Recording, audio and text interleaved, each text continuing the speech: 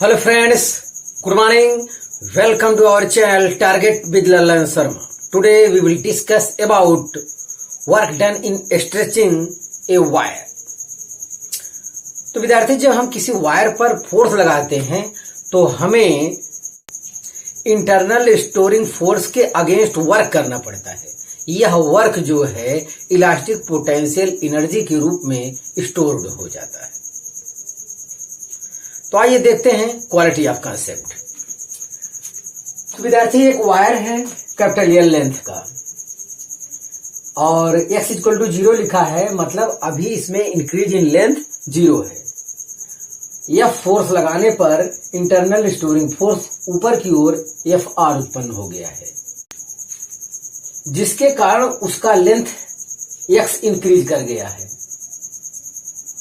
तो अब देखिए यहां पे, if a force F acts along the length L of the wire of cross section A and stretches it by x, then तो ऐसी दशा में जब x लेंथ इंक्रीज कर गया है तब Young's modulus y equal to होता है स्ट्रेस अपॉन स्ट्रेन। स्ट्रेस मतलब F अपॉन A और स्ट्रेन हो जाएगा x अपॉन L। x मतलब increase in length upon original length. यहां देखिए F अपॉन A ये पलट जाएगा तो हो जाएगा L अपॉन x। तो y इक्वल टू आया F L upon A into x। हमें फोर्स चाहिए तो फोर्स F इक्वल टू हो जाएगा, देखिए फिर एक प्रोडक्ट करिए तो y A x upon capital L। Force आ गया। तो इस फार्मूले को देखने से पता चलता है कि फोर्स जो है x के प्रोपोर्शनल है। मतलब इंक्रीज इन लेंथ जितना ज्यादा होगा फोर्स उतना ज्यादा लगाना पड़ेगा। ऐसे केस में फोर्स वेरिएबल है। जब फोर्स वेरिएबल है तो विद्यार्थी ऐसे केस में वर्क इक्वल टू, ये फार्मूला हम डायरेक्ट नहीं लगा सकते, तो W equal to F into delta L, मतलब work equal to force into displacement. ऐसा डायरेक्ट फार्मूला हम नहीं लगा सकते क्योंकि फोर्स क्या है, वेरिएबल है। तो अब क्या करते हैं कि फोर्स वेरिएबल है तो हम मान लेते हैं कि एक बहुत dx लेंथ का स्मॉल डिस्प्लेसमेंट और इंक्रीज कर लेते हैं। यस, तो बहुत छोटा सा डिस्प्लेसमेंट और अगर हो जाएगा तो ऐसे केस में जो है फोर्स वेरिएबल नहीं होगा। मतलब बहुत छोटे से डिस्प्लेसमेंट के लिए हम मानते हैं कि फोर्स क्या रहेगा, कांस्टेंट रहेगा। छोटे से डिस्प्लेसमेंट के लिए हम छोटा सा वर्क dw फाइंड कर लेते हैं। जब छोटा सा वर्क dw फाइंड हो जाएगा तो इंटीग्रेशन मेथड से हम लोग टोटल वर्क डन फाइंड कर लेंगे।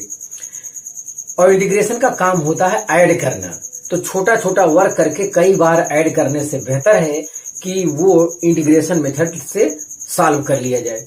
इंटीग्रेशन का काम भी क्या होता है, ऐड करना होता है। यस, तो यहीं पे किया गया है, एक छोटा सा लेंथ dx और इंक्रीज कर लेते हैं तो छोटा सा वर्क करना पड़ेगा। इस दशा में फोर्स F कांस्टेंट होगा। देखिए यहां लिखा है, so the work done for an additional small increase dx in length. तो dx लेंथ इंक्रीज करने के लिए छोटा सा वर्क dw करना पड़ता है, तो dw equal to F into dx, force into छोटा सा डिस्प्लेसमेंट। तो F की ये वैल्यू जो यहाँ पे हम लोग फाइंड किए हैं ये यहाँ पे रख देते हैं, तो आएगा y A x dx upon capital L। Third वाले फिगर में हम फोर्स को बढ़ाकर जो है इसका लेंथ जो कर चुके हैं x equal to delta L तक इंक्रीज कर चुके हैं। मतलब इतना लेंथ हम बढ़ा चुके हैं, तो x इक्वल टू 0 से x equal to delta L तक इंक्रीज करने में कितना टोटल वर्क हुआ वो हम फाइंड करना चाहते हैं। तो total work done W equal to हो जाएगा इंटीग्रेशन F dx और 0 से डेल्टा L लिमिट लगा दिए, तो ये इंटीग्रेशन सब झेल लेगा और टोटल वर्क हमको मिल जाएगा। तो F dx के स्थान पे ये वैल्यू हम देखिए रख रहे हैं, तो ये यहाँ पे रख दिए। अब इसमें कांस्टेंट है y A upon capital L, तो बाहर कर लिए। ए कांस्टेंट का मतलब है कि जो फोर्स लगा है वो ए एरिया पे लगा था। यस, तो एक्स डी एक्स आया। इसका इंटीग्रेशन होता है एक्स का एक्स स्क्वायर अपॉन 2 लिमिट 0 से डेल्टा एल। अब नियम ये है कि upper limit minus lower limit किया जाए, तो एक्स के स्थान क्या रखते हैं, डेल्टा एक्स। तो W इक्वल टू हो गया Y A upon capital L in bracket upper limit, मतलब एक्स के स्थान पे क्या लिखेंगे, डेल्टा एल का होल स्क्वायर बटे 2 माइनस एक्स के स्थान पे लोअर लिमिट क्या रखेंगे, 0, तो आएगा 0। और ये यहाँ के लिए क्या है, इनकरेक्ट है। तो इसके आगे और अच्छा फार्मूला बनाने के लिए हमें बोर्ड को साफ करना होगा, तो आप इसे कॉपी कर लीजिए, तो फिर आगे हम मिलते हैं।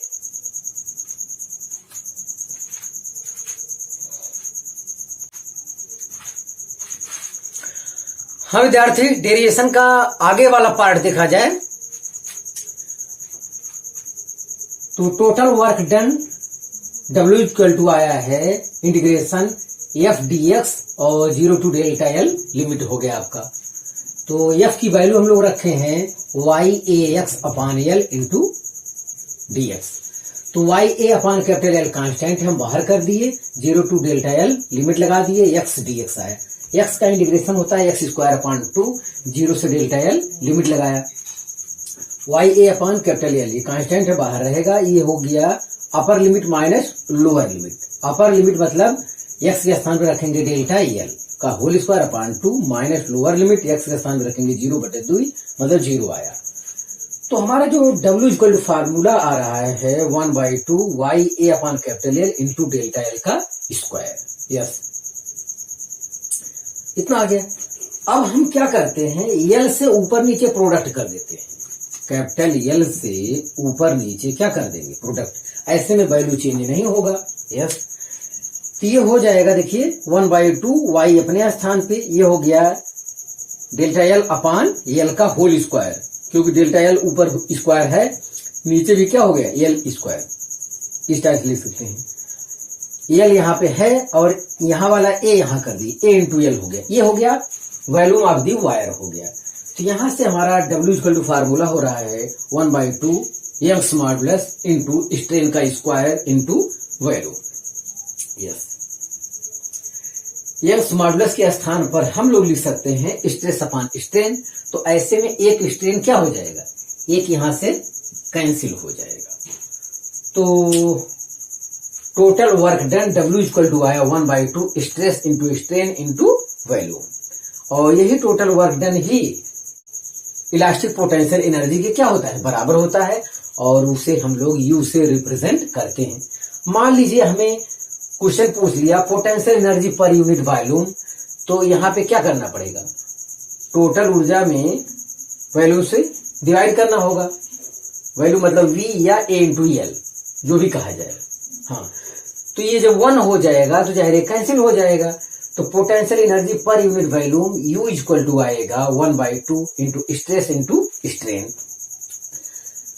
मान लेते हैं कि यही potential energy per unit volume जो है यंग्स मॉडुलस के टर्म में चाहिए, तो स्ट्रेस के स्थान पे हम लोग लिख सकते हैं Y इंटू स्ट्रेन। यस, तो एक स्ट्रेन पहले से है, तो यही फार्मूला आ जाएगा U equal to 1/2 Y into strain का स्क्वायर। बहरहाल मेन फार्मूला आपका ये है, इसे आप याद रखेंगे, तो जो भी वो कहेगा आप कन्वर्ट करके फाइंड कर सकते हैं। तो क्वेश्चन में ये भी हो सकता है, और क्वेश्चन में ये भी हो सकता है, क्वेश्चन में ये भी हो सकता है। यस, तो आप इसे कॉपी कर लीजिए। तो इससे रिलेटेड कुछ और कंसेप्ट या क्वेश्चन हम देते हैं।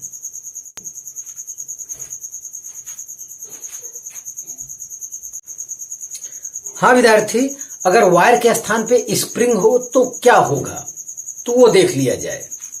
तो विद्यार्थी डेरिवेशन में कोई चेंजिंग नहीं होगा, सेम वही वायर के स्थान पे क्या ले लेंगे आप, स्प्रिंग। तो अब देखा जाए जो स्प्रिंग फोर्स होता है F equal to -kx, negative sign बताता है कि रिस्टोरिंग फोर्स अप्लाइंग फोर्स के अपोजिट डायरेक्शन में वर्क करता है। तो यहाँ मैग्नीट्यूड से मतलब है, तो F इक्वल टू kx है। अब यहां भी देख रहे हैं कि फोर्स जो है x के क्या हुआ, प्रोपोर्शनल हो रहा है। तो ऐसे केस में फोर्स यहां भी वेरिएबल है, फोर्स यहां वेरिएबल है, तो यह फोर्स लगाने पर x इंक्रीज हो गया, तो ऐसी दशा में आपका ये फोर्स आ गया। यस, फोर्स वेरिएबल है, लेकिन डेल्टा एक्स लेंथ अगर इंक्रीज करते हैं तो डेल्टा एक्स के लिए वो फोर्स कांस्टेंट होगा। ध्यान, अगर स्मॉल इंक्रीज इन लेंथ है dx, तो ऐसे केस में ये बहुत छोटा लेंथ है, तो इसके लिए फोर्स को कांस्टेंट माना जाता है। ध्यान दें, तो ऐसी दशा में dx इंक्रीज करने के लिए जो स्मॉल वर्क होगा dw equal to F dx, F के स्थान क्या रखेंगे kx dx हो जाएगा। हमें टोटल वर्क चाहिए, मतलब x इक्वल टू 0 से लेकर x equal to delta L तक इंक्रीज करना है। टोटल वर्क के लिए हमें इसका क्या करना होगा, इंटीग्रेशन करना होगा। तो यही देखिए f dx के स्थान पे क्या रखे हैं वैल्यू kx dx। यस, तो k कांस्टेंट बाहर कर लिया आया x dx का, इंटीग्रेशन करेंगे x स्क्वायर अपॉन 2 हो रहा है, लिमिट 0 से डेल्टा एल लगा दिए, तो आपका आंसर यहां तक आ गया w equal to half k delta L square. Delta L के स्थान पे क्वेश्चन में x हो सकता है, स्मॉल एल हो सकता है, कुछ भी हो सकता है। यही वर्क जो है पोटेंशियल एनर्जी क्या होता है, बराबर। स्प्रिंग के लिए पोटेंशियल एनर्जी आया हाफ के डेल्टा एल स्क्वायर, या एल स्क्वायर कह सकता है, क्वेश्चन में एक्स स्क्वायर कह सकता है। तो ये भी आपका पीएमटी में आया हुआ क्वेश्चन है। अब इसको अलग से ऑप्शन में लिखने की जरूरत नहीं है, वहां केवल इतना है हाफ के एल स्क्वायर दिया है ऑप्शन में, इसी पे करेक्ट करना है आपको। तो स्प्रिंग रहेगा तो आपका ये आंसर हो जाएगा। थ्योरी वही है, कंसेप्ट वही है। तो आप इसे कॉपी कर लीजिए। तो एक क्वेश्चन भी हम देते हैं।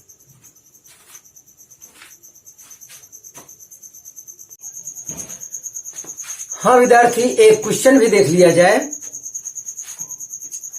An elastic material of Young's modulus Y is subjected to a stress S. The elastic energy stored per unit volume of the material is. तो इलास्टिक सोल्यूशन में देखा जाए तो potential energy stored per unit volume small u equal to होता है 1/2 stress into strain, इतना होता है।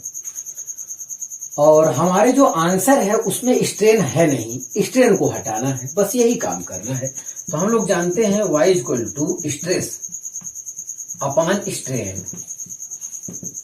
तो स्ट्रेन इक्वल टू हो जाएगा, स्ट्रेन इक्वल टू हो जाएगा स्ट्रेस अपॉन यंग्स मॉडुलस। तो यही स्ट्रेन के स्थान पे ये वैल्यू आप रख दीजिए, आपको अपना आंसर मिल जाएगा। तो 1/2 स्ट्रेस इंटू स्ट्रेन के स्थान पे लिखेंगे स्ट्रेस अपॉन y। तो या u इक्वल टू हो जाएगा 1/2 स्ट्रेस का होल स्क्वायर अपॉन y। अब स्ट्रेस को ये यस मान लिए हैं सिंबल में, तो बस यही आ गया आपका आंसर। तो 1/2 यस का स्क्वायर अपॉन y, ये आपका है आंसर। तो इस आधार पे आपका आंसर भी जो है करेक्ट होगा। तो यस स्क्वायर अपॉन 2y। तो आप इसे कॉपी कर लीजिए।